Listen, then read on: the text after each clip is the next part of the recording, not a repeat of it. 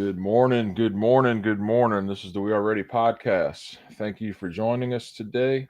We have an amazing panel. We'll be talking about the role of crypto in charity, as well as discussing what our guests have going on. You're not going to want to miss this.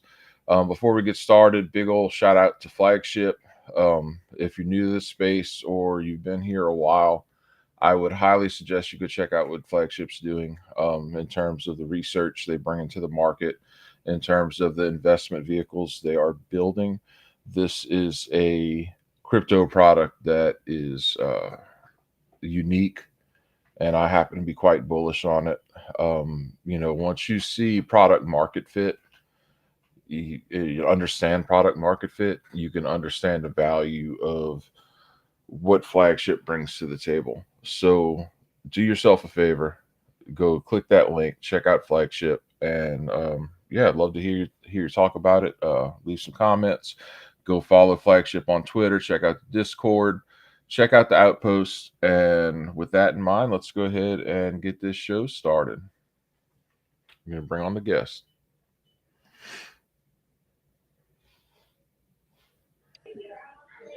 All right.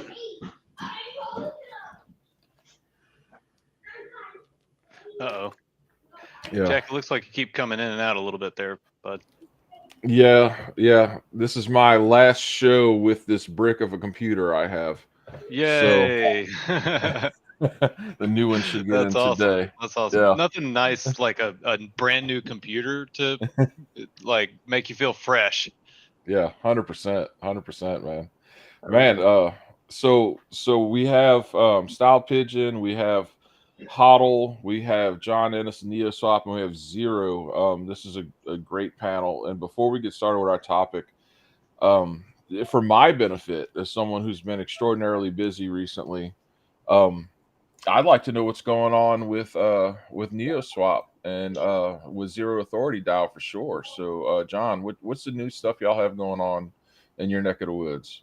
Well, I think the big news is coming very soon. We're going to have a new tool that will let people buy down the price of things they're interested in using things they already have, and that's something really Web3 makes possible. Yeah, that was always the kind of vision for NeoSwap. Like the fundamental problem that NeoSwap solves is people want things that they can't afford, but they also, I've got children outside the door. Sorry. Oh, it's okay.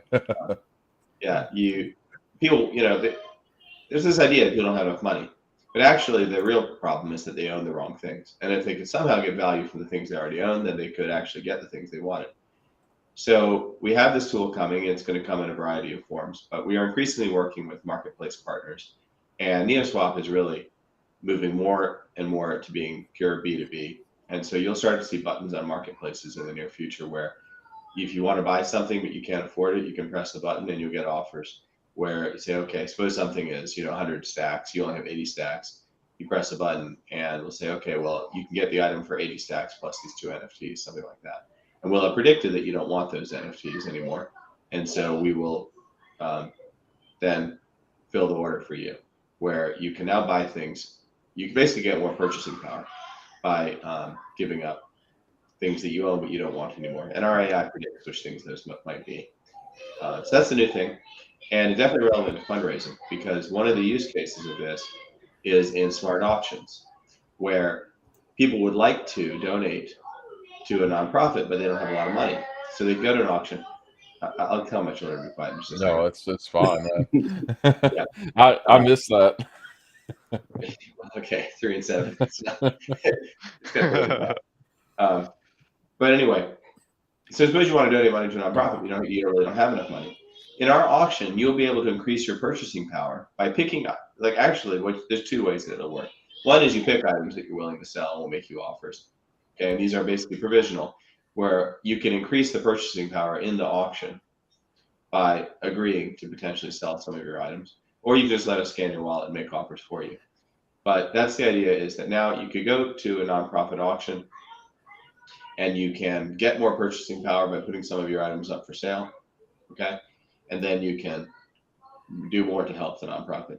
And in the long run, and this is where I think the collaboration with Zero Authority can be a really good one, is people may want to volunteer services to help out a nonprofit. It may be that the nonprofit may not, maybe they need work done. And you could, instead of volunteering, instead of donating money, you could donate time, donate services, that kind of thing. And so I think NeoSwap is very promising because you think about a commitment to do something is sort of, it's kind of an asset, right? You have a contract that you're going to create someone a new website, that kind of thing. That's an asset. It's a non-fungible sort of asset. So I think the idea that we're going to get more and more commerce that involves these like atomic assets, instead of everything having to either be fractionalized or pass through currency, pass through liquidity, we can get back to a more pure value for value economy. And I think I had a nonprofit. I ran a nonprofit for 4 years in a kind of previous life. And so I can tell you there's a big need for this sort of thing, that a lot of inefficiencies when it comes to nonprofit fundraising. So I'm definitely looking forward to applying some of the ideas from NeoSwap to nonprofit. It's so cool seeing you, NeoSwap was the very first project I ever wrote anything about. And when I first talked to you, you said that you wanted to solve the liquidity problem. That's what NeoSwap was going to do in the NFT market. And it's so cool seeing that plan just play out over this last year plus. So kudos. And this is awesome. And Zero Hodl, what y'all got going on, man? I know y'all been busy as hell. Good morning, good afternoon, good evening, whoever you are, wherever you are. Thank you for tuning in. Jack, thanks for having us again, Always brother. a pleasure, man.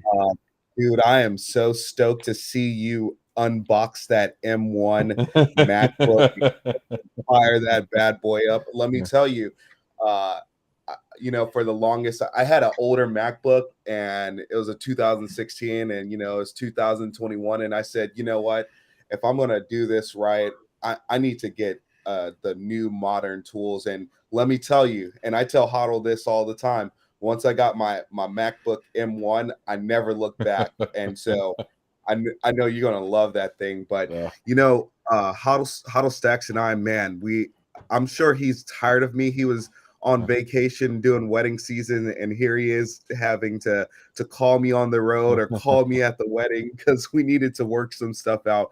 But what I can say and what I can share is, one, I want to thank you. I want to thank John NeoSwap. I want to thank Stacks. I want to thank Alex, StackSwap.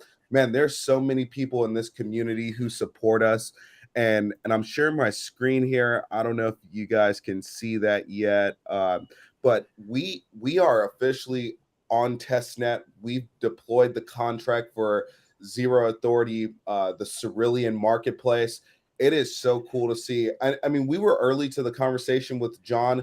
We're in a really blessed and fortunate position where we know all of the founders and Stacks. We know a lot of people building on Bitcoin. Hodlstx and I, our vision is finally coming to life. We want to make it clear to people, like, look, this is a peer-to-peer marketplace for Web3 creators where not only are you going to finally earn on-chain reputation, those rewards, the smart contract is going to custody that. It's going to release it. We have a dispute mechanism. I can't tell you how many times I've done work with someone on Fiverr, and I received something that I just wasn't pleased with, but I still had to pay, and all that reputation, all these platforms, they lock that in. They take your data. We're going to go the opposite way. Not only are we going to make all of your data, your reputation, your rewards portable, but the community that's coming together behind this is just so amazing. And then the one last thing I wanted to say here, we're pretty excited. This early version, I mean, it's definitely gonna look and feel like Windows 95, but the second version, man, we are so ready. So it's gonna be as easy as connect your wallet, find someone, make them an offer to do some work. There's so much human capital to unlock in this industry. Just by the network that we all interact together, there's so much things we could do to unlock that capital and unlock that reputation too. I mean, like this podcast, it may not be where we pay you to be on the podcast, you should be paid eventually, but we may do some kind of deals in the marketplace where it's just, hey, we want to get some more visibility to earn that reputation on chain too. One other thing too, and we're the main topic today is about charity and giving back and how to use crypto for good. But we talked to John early because we knew what we were building, people could exchange that for different types of goods and services or NFTs, and we're really keen to use his algorithms and data for our marketplace eventually, where you could trade different services and you could trade different real world assets. That would just blow my mind, and seeing people earn reputation, I would just love that. And I'm gonna let Hodl tune in here too and join in. Yeah. Yeah, we're we're all about allowing people to work, earn reputation without having to give up all of their credentials and all of this. We believe that the pseudonymous economy is going to grow, and when you talk about charity, and there's aspects to charity with censorship resistance, and so like what John was saying, if someone wanted to donate their time to work on certain things, you could have a kind of undeniable reputation that comes from this. You wouldn't be able to have local governments or other things like censor you from not being able to transact or add value to the charity. It's the people's money, it's the people's time, it's the people's work, and on a public blockchain, who's to say that you can and cannot do that? So yeah, I think there's a lot of value in this, and there's a lot of value to be added to society. So 100%, man. And same thing, just, seeing what you guys have accomplished since I first spoke to y'all, since I first met you, and the way you stayed on mission and persevered and are bringing this to life. And it's such a good idea. It's so necessary. We're stuck in 2023, but we're building the world for 2033, right? And I think that you're 100% right. The way that Web 2, gig economy, and even LinkedIn, things like that work, that's all going by the wayside. So this is fantastic. And thank y'all for sharing. Style, before we jump in, what's going on, man? How you doing? And before we jump on too, I just wanted to say shout out to Style Pigeon. Man, I can't tell you, like so many other people in crypto, I've interacted with Style Pigeon so many times on the Twitterverse, and brother, it's just so good to see your face. Love the content you produce. Love the work that you've been doing. It's just finally amazing I get to say hello. So thank you, man. Yeah, I appreciate that a lot, actually. It's weird. Sometimes it does feel like screaming into the abyss. Yeah.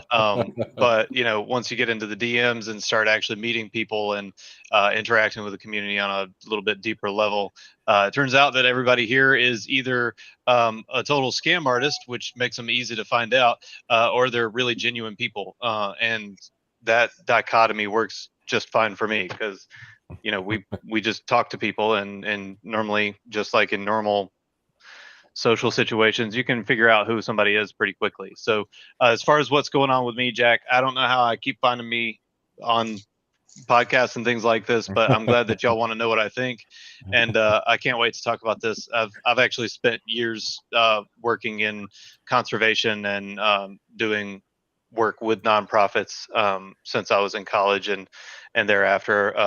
So a lot of people may or may not know this, but I used to build hiking trails for a living. So that's kind of been my big national service project that I've worked on.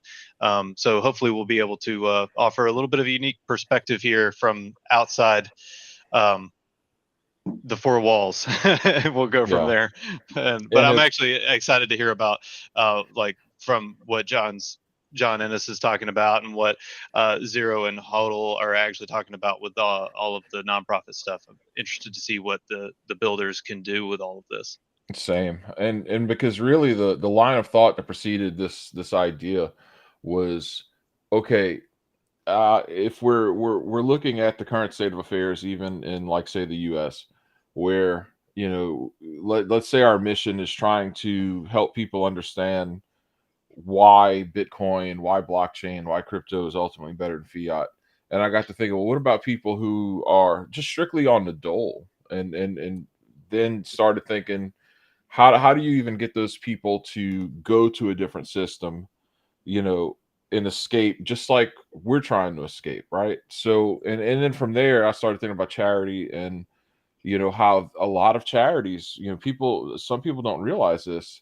There's a ton of charities where people, the actual charity, what they give to the people who need the donations is 10%, maybe 11%. 5%. Some American Cancer Society is some less give than less than that, So that's what I wanted to really see. Like, I know crypto can do better.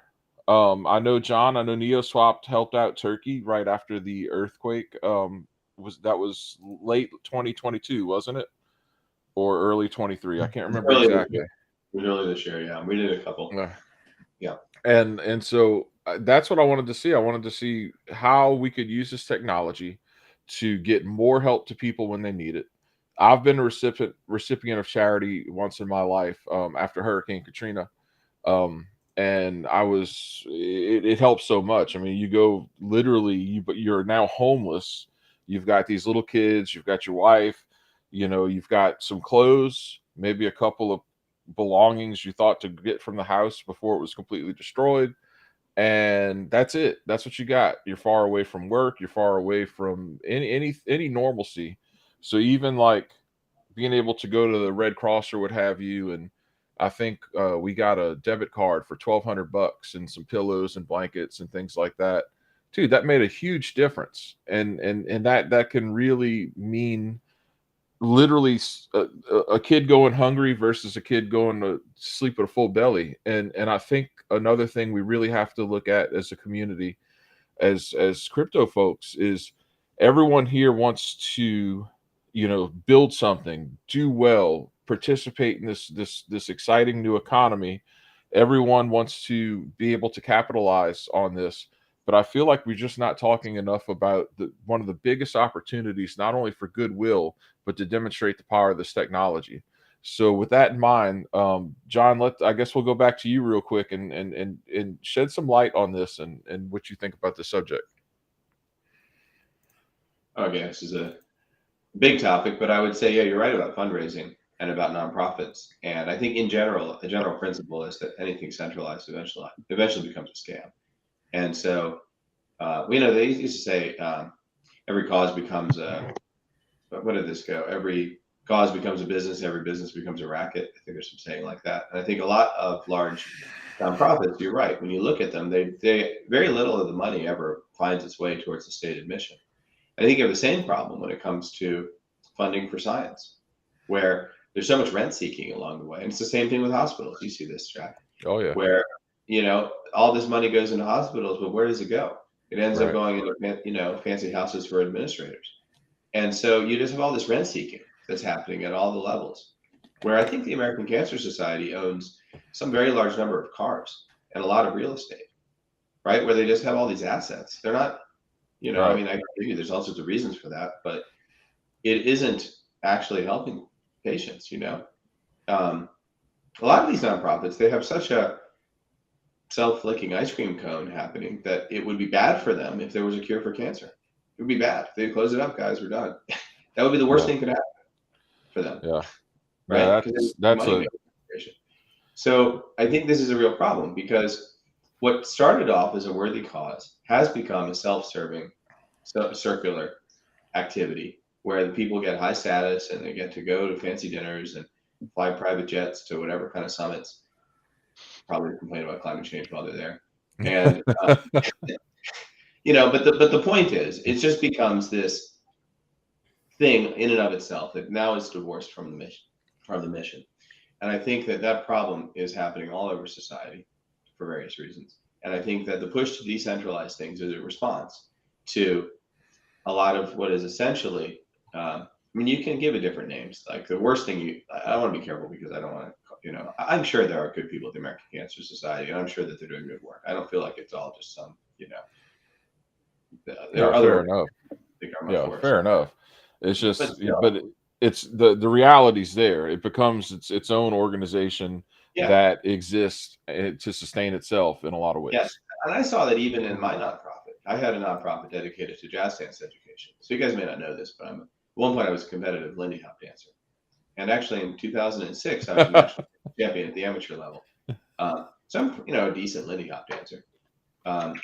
So I set up this nonprofit in Richmond, and we had, weekly classes, I think six classes a week. And we had dances once a month. We had a big event at the convention center. And I started, we had hundreds of people involved.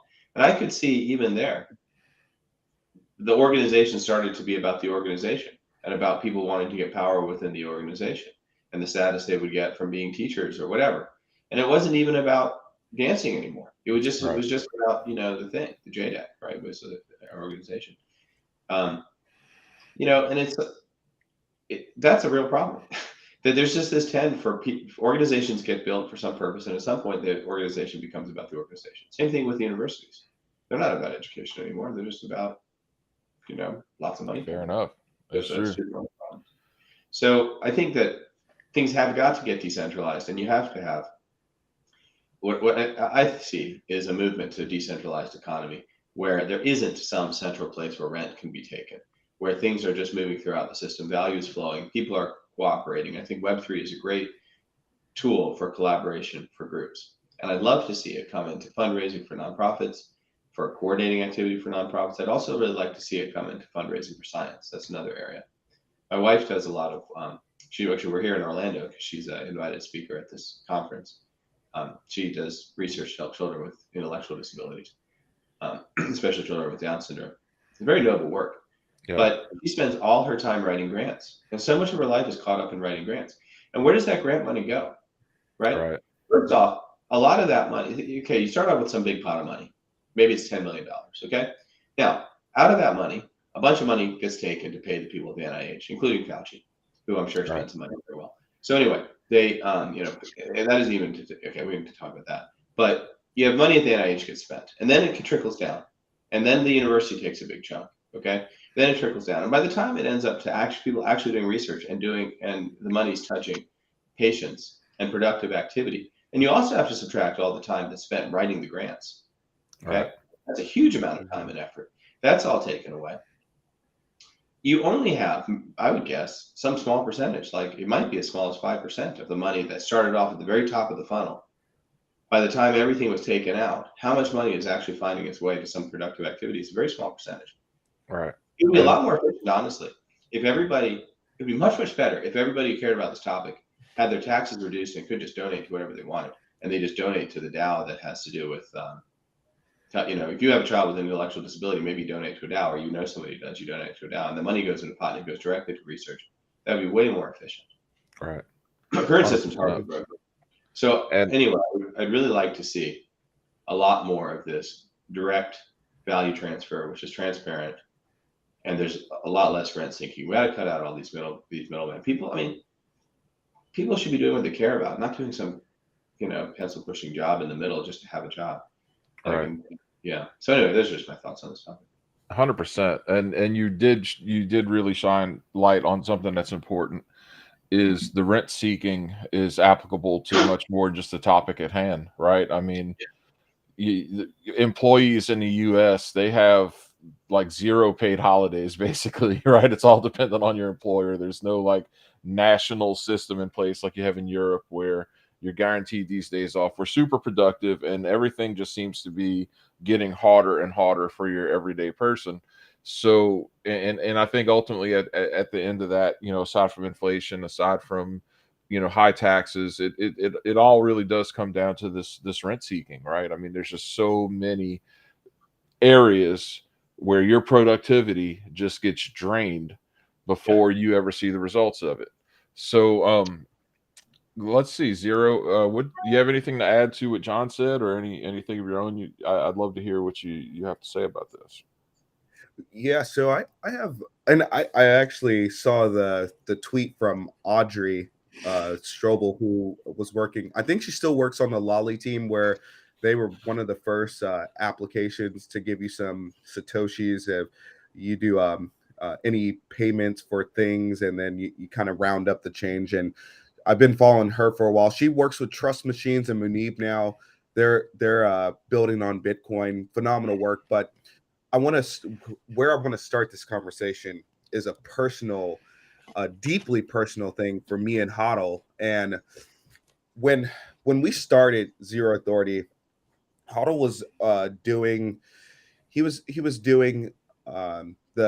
NFT schedule and application. A lot of folks didn't know he was actually behind it. So this was like the early days of Stacks, and he launched that site, put the calendar together. So that was like the first time people could see, okay, when are the mints happening on Stacks? And then after that, him and I started to work together. I've been around Blockstack Day since 2019. I knew Dan because we both were here near Portland, Oregon, and we used to connect at the Bitcoin meetups and Stacks meetups eventually. Then that kind of stopped and then became Stacks, and then fast forward to me and Hodl working together. And I always wanted to do this peer-to-peer marketplace, and so many people said, oh, well, lawyers and legal teams told us this isn't a good idea and blah blah blah. And Hodlstx and we said, you know what, let's go ahead and do it regardless of what they say. This is a peer-to-peer marketplace. And look, our name is Zero Authority. If we stopped working on something because some politician somewhere said we couldn't do this, that goes against our ethos. No permission needed, no authority needed. So it's in our name. But the personal story, while we were sharing, we were talking to Thea Petra at the time and sharing their updates and their protocol that they were building. And this guy, Benet, came to us, and I'm going to share my screen here. And so in our Zero Authority DAO Discord, one of the things that I just never thought would even happen is that someone would come to us and say, hey, all the stuff that you guys are doing is great. Let's also do something else to help someone. So Benet said, hey, I work at this hotel in San Francisco. There's this veteran. We would love to just raise some crypto to give him one night. So once Spartan took hold of this info, once I jumped on it, once Hodlstx and I jumped on, we had our Twitter space. And the Twitter space was dedicated to Thea Petra and real estate and how to use crypto and real estate. And really what it became was how to use crypto for good. And I'm so glad Benet, this was early 2022. So I'm glad he came to us. For whatever reason, we don't think any idea is stupid. We encourage people to share anything with us that you're interested in, because that is the idea of crypto, and ideas are worth spreading. So when he came to us and said, hey, let's just collect some money, I don't care what it is, and then I'll pay the rest, we jumped on it. We got him 3 nights. And this is why I say it's deeply personal for me and Hodlstx and Benet. We didn't know each other at all. Right. I didn't at the time. I didn't know James. I just knew of his pseudonym. I know him personally now, but I didn't know Benet either. And that's the thing with crypto, it's trustless and permissionless. We could send money to whoever is in need. We could send that directly to the person in need. So that really opened my eyes to the possibilities of what our marketplace could do to benefit others. Once we get on mainnet, we're talking to Deep Lake to do Bitcoin payments. Once we have Bitcoin payments, we pay our contractors all around the world in Ethereum, Bitcoin, Stacks. When I know, Jack, you did some contributions and wrote some really cool articles that got people introductions to the Cerulean marketplace. Those are going to be eligible for airdrops. And so it's just, there's so many things at the micro level where we can do this together in a meaningful way. And what John highlighted is all the things that I've seen wrong with charities and events like that and nonprofits, where they start out with this founder and these really good intentions, and then what it becomes is this treasury for funding people's lifestyles, and then it becomes a just a corporation, another corporation in the grand scheme of things. But that message on March 8th on 2022 at 11:45 from Benet. I could tell you that was one of the tweets and personal messages in our Discord that personally changed my life and how I look at this. Yeah, 100%. Even it was a while back in the This Is Number One community. They had a community member who his brand new son needed very, very extensive medical care. And man, the I community remember was that. Yeah, able, we raised yeah, money. I remember that. yeah, Have you ever raised money for Dante? yeah. Yep. It just Yep, I remember that one. The other one I wanted to mention here too. Let me see if I have that up. It was Audrey. There we go. So this Bitcoin Ikazi, I've been following them for a while, and what they do is teach surfing to kids down in South Africa. And I just love the concept. The concept is freedom and an opportunity for everyone. And by contributing some Bitcoin to this guy who said, I'm going to spread hope. And it has nothing to do with crypto. It has everything to do with hope. And you could share that hope with this guy who's teaching kids, hey, let's get you out of poverty and let's teach you how to swim. That's the whole intention behind Bitcoin. Bitcoin represents freedom and opportunity for everyone participating. And how you apply that can be so many use cases, whether it's to fund that when that person gave birth to their kid, to fund Benet, this guy who wants to reach out to this veteran, or this guy in South Africa teaching kids to surf and giving them hope and inspiring them to do something else with their lives. That, to me, that's the most powerful message that could ever exist for right. Bitcoin. That's the best marketing. And that gets right to the heart of it as far as I'm concerned. You know, if you want to look at the current financial system, let's call it just the world or the culture, and you see what they offer, we want to offer the opposite of that. We want to offer hope. We want to offer optimism. We want to offer solutions, not just, grievances. And I think that really gets to the heart of it. And Styled, why don't you go ahead and give us some thoughts, man? I can see the brain activity through the screen. Let's hear it. Yeah, sorry if I'm coming over the mic and being noisy. I try not to do that, but I actually have questions because a lot of the we use DAO, DAO. We use that terminology pretty flippantly, and I'm here for the beginners, I'm here for the noobs, I'm here for the greenhorns. So I wonder if we could get kind of a quick breakdown of what a DAO is exactly, and just in an outright definition, and how it battles against the tendency of hierarchies to become corrupt. And then I had a second question, which was, with all of this decentralization, how do we prevent the decentralization from corroding the community and the intimacy that we have socially that would typically come from things like charitable contributions or just charitable actions in a local community? Now that that's decentralized, how do we keep that from being super impersonal and not having that extra connection? I guess that those questions can go to anybody. Is anybody up to respond to those? Well, first off, I just want to say, I don't think hierarchies have to become corrupt. I think centralized power becomes corrupt. And I think if you have a hierarchy where the people at the top have all the power, then I think you have a problem. But I think that, to answer your question about DAOs, right? A DAO is a decentralized autonomous organization. What this is a mechanism, usually with some sort of on-chain. Basically, the goal of a DAO is to take a lot of the middle layers of organizational administration and execute those layers via smart contracts that everybody agrees upon.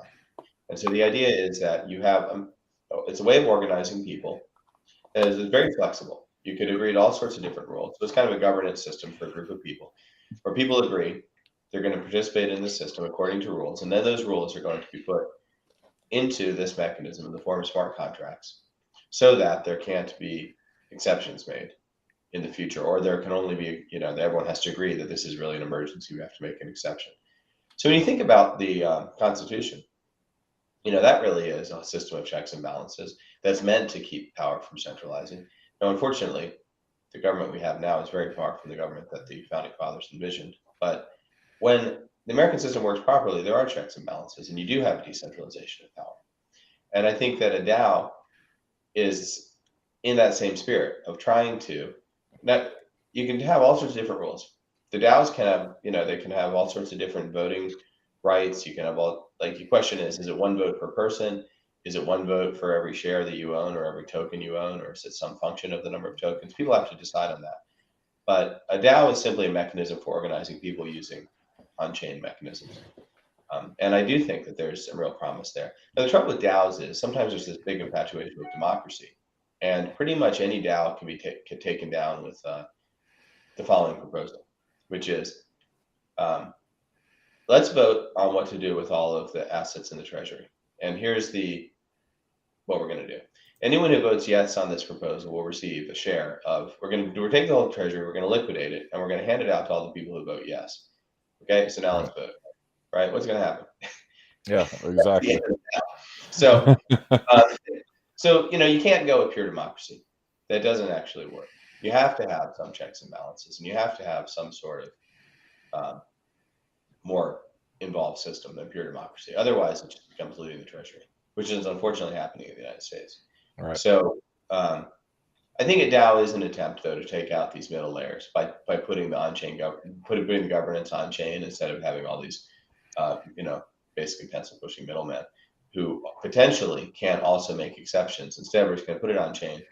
It'll become faster, and it'll have a kind of built-in resistance to corruption. Yeah. And I think you could actually create systems of civil governance with DAOs. I think that's in a future I want to see. I think that's a part of that future, right? So, right, 100%. Hodl, what did you have to say, man? Didn't mean to cut you off. Oh, it's all good. Yeah, I was gonna say, I've thought a lot about how DAOs are spun up and how they're oriented, and I compare it very well to the founding fathers in Philadelphia going through the power struggle of, who holds power, what are the checks and balances, how powerful are we, what is our mission, what are we oriented around, and those discussions will be different for the different use cases that the DAO is for, right? So something that's for more of a social setting, or they're gonna go buy golf courses or something, that might be a little different than something that's designed for maybe like an investment purpose or other reasons. So it's but what you're talking about too, I believe that hierarchies, I don't think they naturally can get corrupted. It's the fact that there's no feedback mechanism for the hierarchy, and I think that is what DAOs intend to solve. And then the other nice thing is all the stuff is on chain. So like if you're able to go in and you could see how kind of bloated an organization is, like, oh wow, they're giving money to all these different people. Like, where's the charitable money actually going? You're able to see that. You're going, man. I'd love to see an on-chain record of where the money to Ukraine's going. Right. 100%, or even just taxes in general. I'd love to pay my taxes in crypto and just see what happens. Yes, that's right. I didn't mean to interrupt you, but why'd my taxes go to Tornado Cash? What's going on?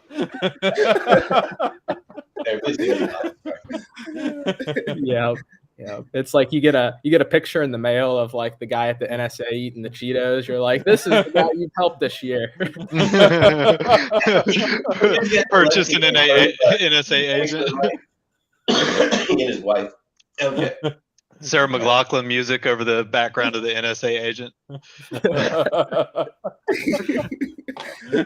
What I do, I want to just chime in. The funniest meme about the government, I think, to this day, I think it's still the number one meme for me. It's like, we don't know what happened to $2 billion.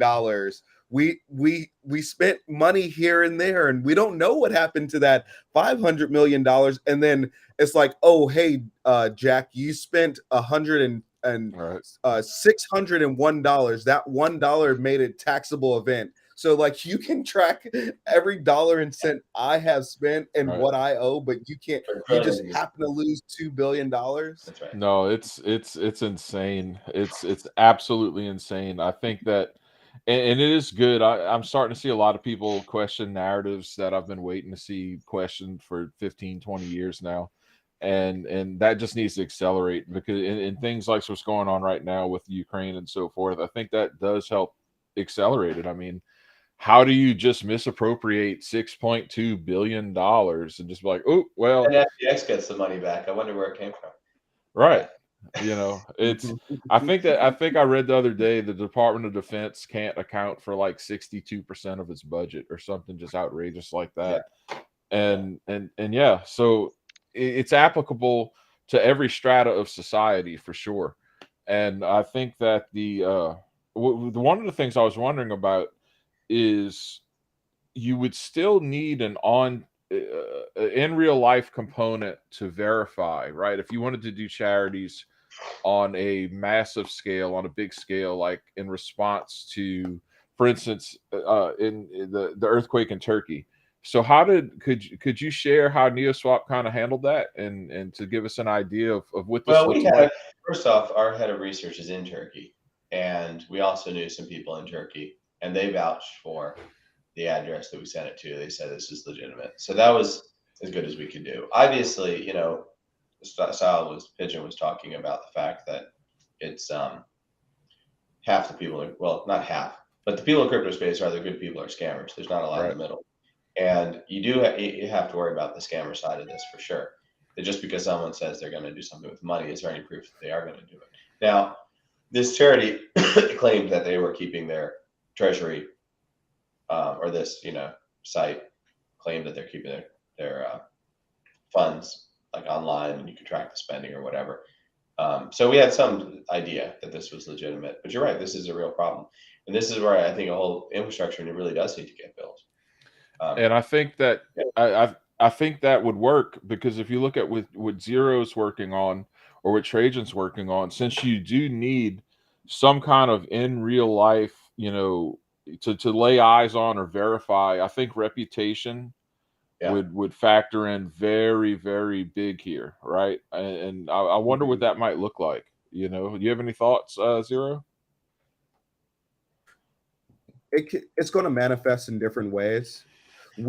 And something Hodlstx said about the pseudonymous economy, and that was a term coined by Balaji. We believe the pseudo-anonymous economy is forming right now. It's one of those things it's really intangible. You don't know that it's happening until boom, 5 years later, you're like, okay, we have all these systems with on-chain reputation. It's all portable. It's all interconnected, and there's interoperability. And then you're going to say, damn, what happened? Well, it's happening now. We just can't see it in its what the future manifestation will be. So where you can connect a NeoSwap to trade different services and different types of let's call it assets, whether that's real world assets or crypto assets.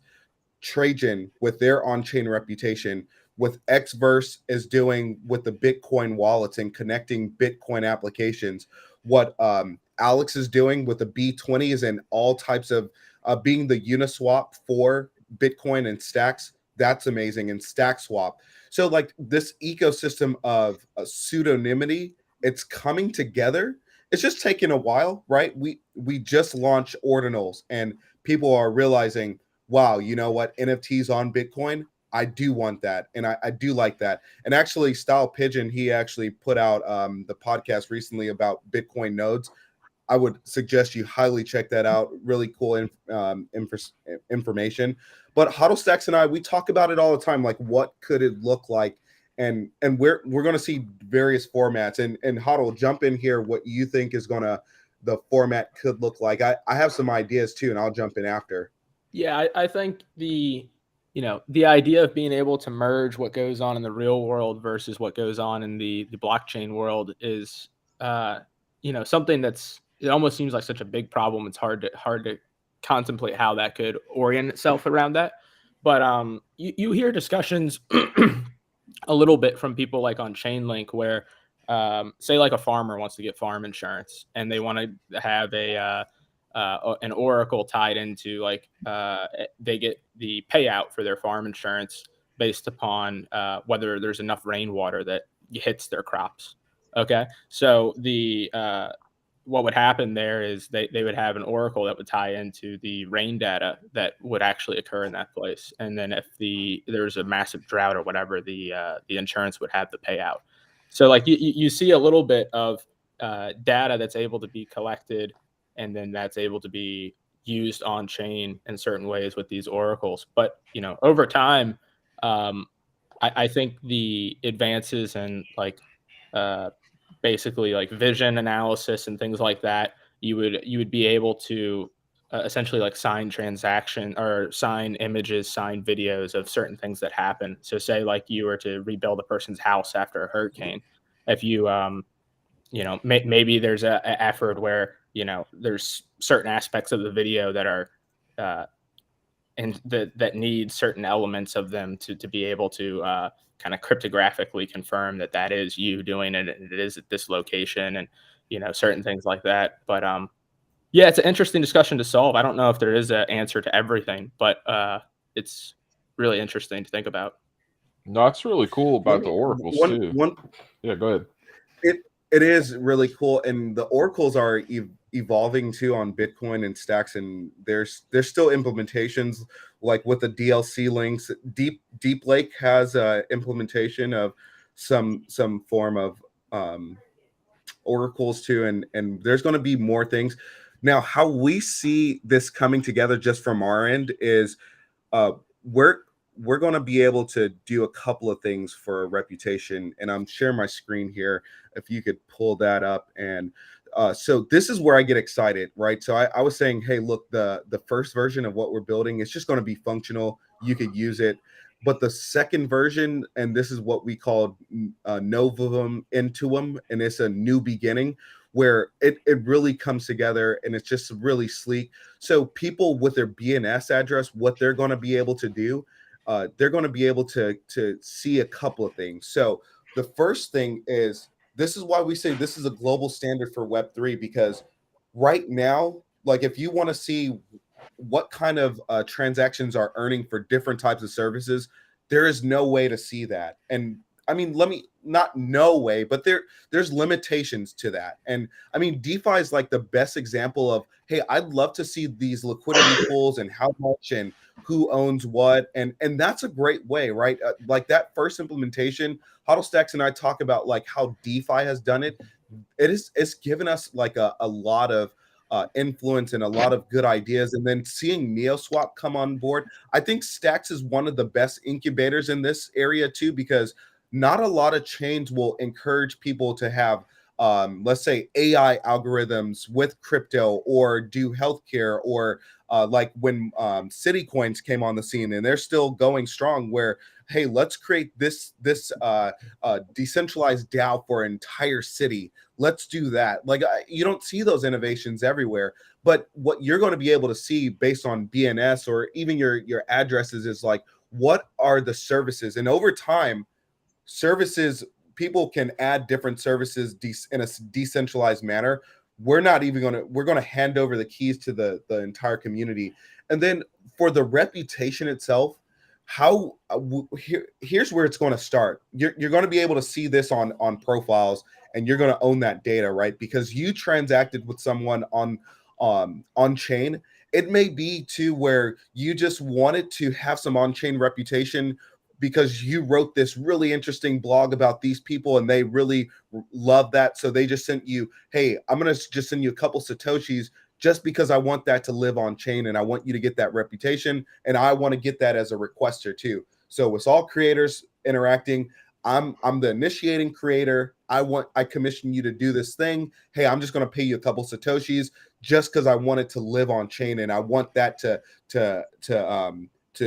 have some type of immutability. Now, where it goes from here is because you're going to own that in your wallet. We imagine other systems were going to come along, like a Uniswap, where you could trade services and assets and real world assets, like a Gamma, like Alex Alex and like StackSwap, where you can trade different things, and you're going to take that reputation and you're going to be able to display it other ways too, because you're going to connect your wallet and they say, do you want to display your reputation? So what we're creating, we just see us as one piece in the ecosystem.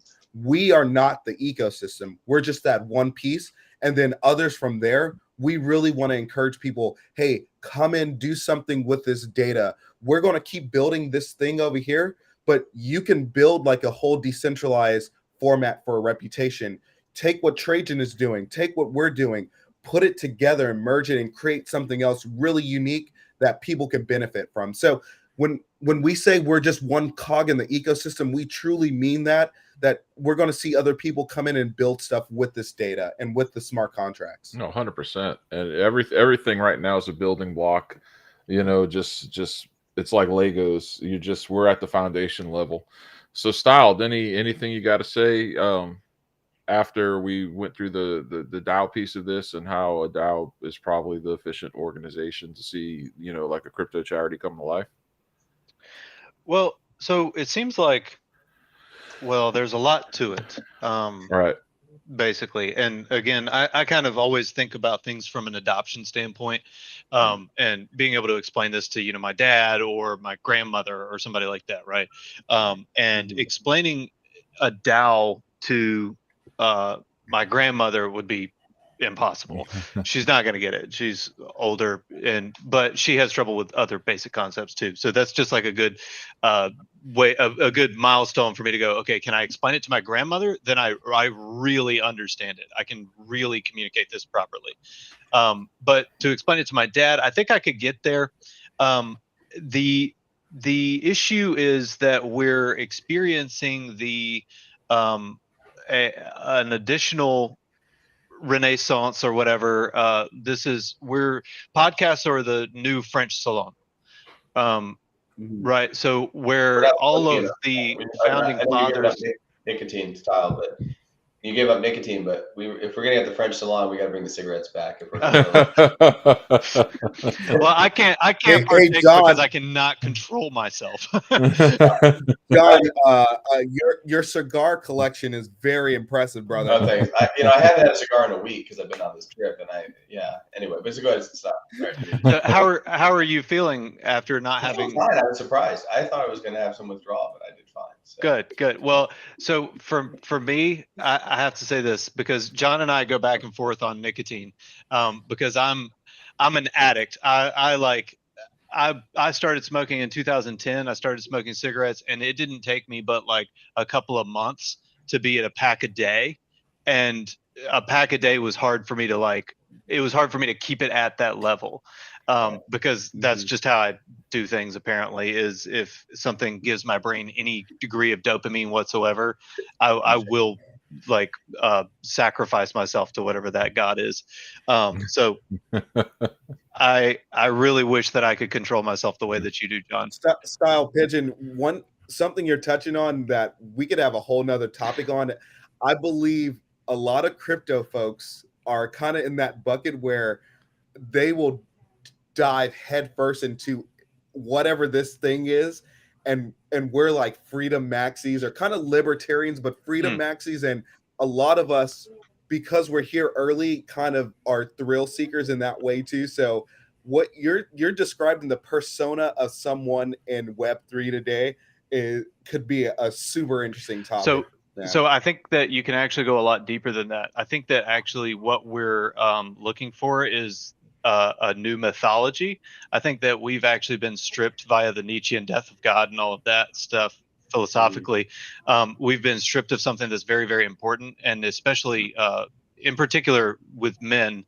I don't like to make that gender divide, but I see it a lot more in my male counterparts, where we're looking for an adventure. We're looking for something to push the boat off into the ocean for. What is the dragon? What can I actually gear myself up for, and what can I manage to slay? What's the most difficult thing that I could possibly do? And and at the same time, we've got a society in Western civilization right now that's telling everyone that they need to chill out and be significantly more friendly and Pliable. sociable and agreeable, and pliable, and I think that that's actually a really interesting like juxtaposition, right? Because we're talking about charity today, and that is typically relegated to the realm of the feminine, right? The feminine is what it's the the the caretaker, the nurturer that offers charity, and maybe Jack, you probably actually speak to this really well given your career, but there's something that has to happen before we can get to that safe place of, here, let me take care of this, here, let me offer this charity, because of the fact that we have to, in the meantime, fend off the tyrants that are constantly knocking at the door saying, let me plunder the treasury, while we're trying to build this thing to take care of the disenfranchised.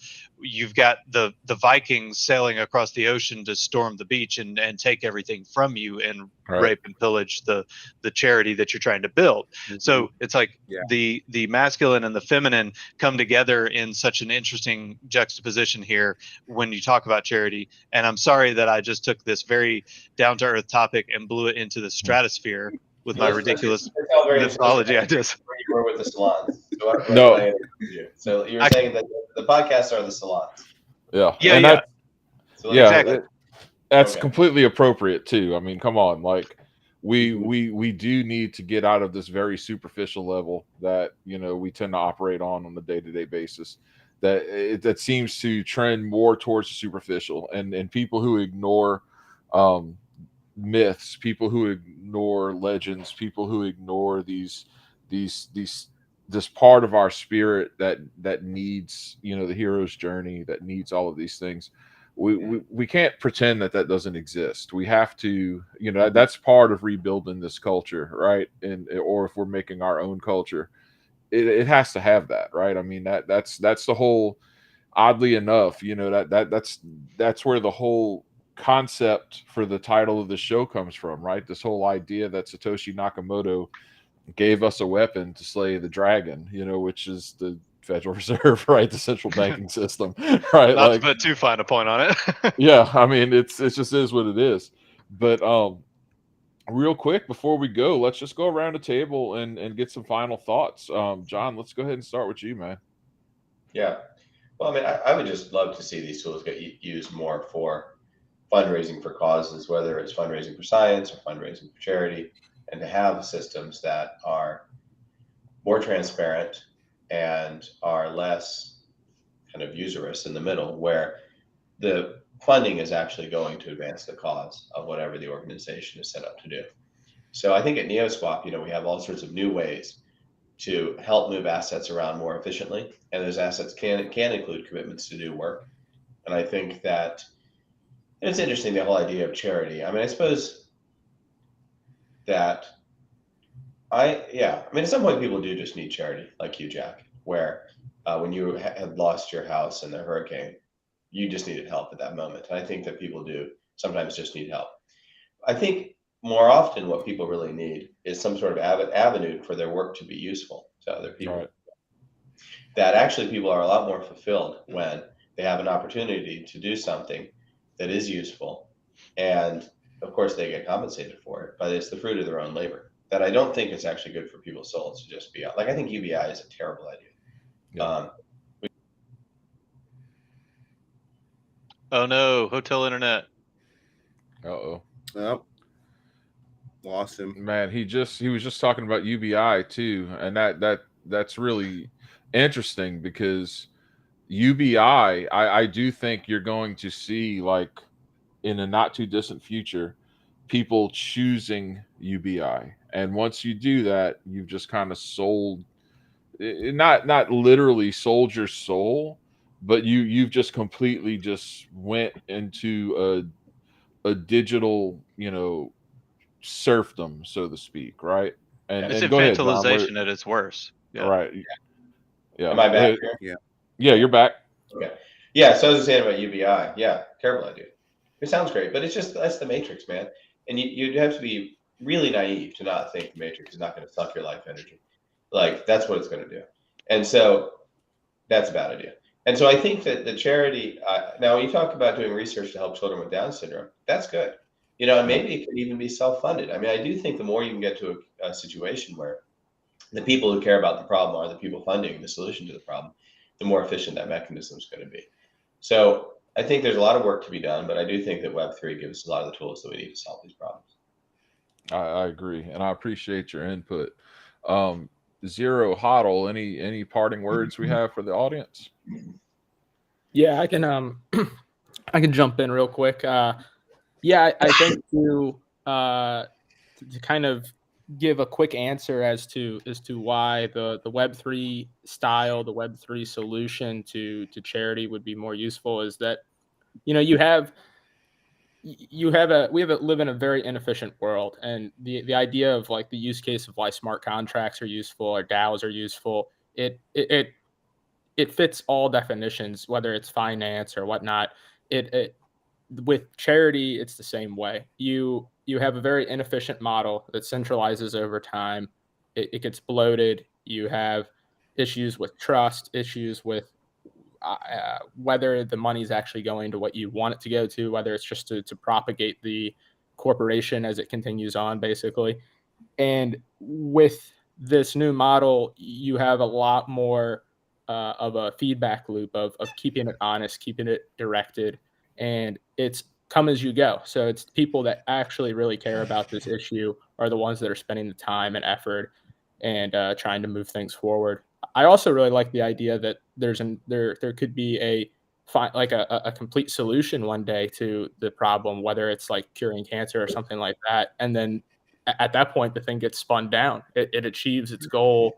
It no longer is needed in its capacity, and it could get spun down. And aiming towards that goal and actually achieving it, I could see that actually happening in this model, whereas the other one, the old one that we were coming from, maybe not so much.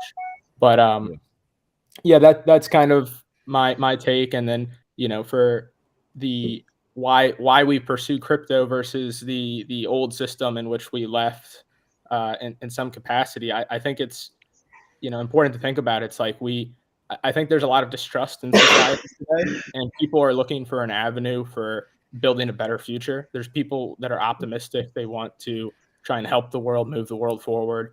And like I said, we live in this very inefficient world, and we have this technology that can make it so much more efficient, so much more beneficial for people.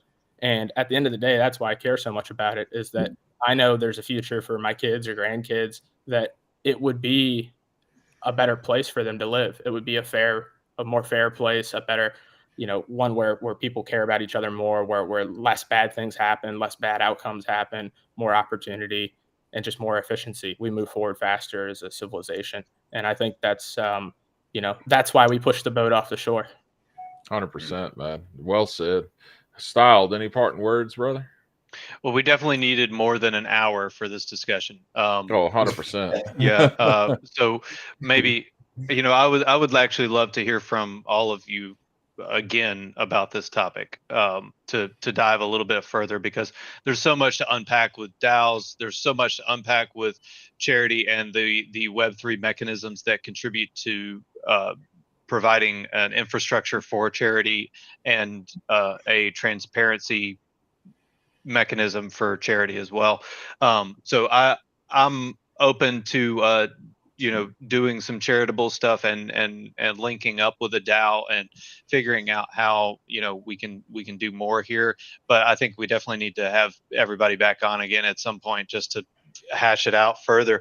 I really want to get this whole message into the hands of people who are stuck in Web 2 and who are looking for a better way to do this, because I know, especially in the realm of charity, there are people who are going, we want to be charitable, we want to donate, we want to give, we want to do things for other people. We can't find a good system to plug into to do it, and we don't know what Discord is. So I'm curious to see how we could reach those people and how we could bring them into the fold and leverage that for the betterment of all people.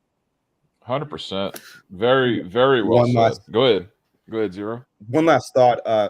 There was this recent experiment, and it was called Constitution DAO, and it was the fastest crowdfunding in the history, where they raised 42 million from just average Americans, and people came together and said, you know what, I love, and the concept of DAOs can manifest in different ways. This DAO was only created to purchase the Constitution of the United States.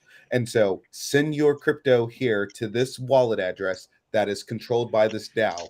And our only mission, and this is where the concept of DAOs, it can be so nebulous and so complex, but this one was really simple. This DAO only exists when you send your money in, you get a piece of the ownership once we buy the actual Constitution. Now, it didn't work out because a billionaire came in and said, you know what, that's stupid. I'm just going to buy this thing. I don't want this DAO to own the Constitution to the United States, which was just an interesting experiment. Now, whether you can participate in a DAO, or if you're curious about, well, what is it? What is the legal structure? There's information online. If you just kind of Google DAO and what is it, there's a legal structure. There's just the informal structure of, hey, it's just me and a couple of other people, and we want to do this one thing, whether it's investments, whether it's gaming, whether it's we create podcast content, and we create a structure around that.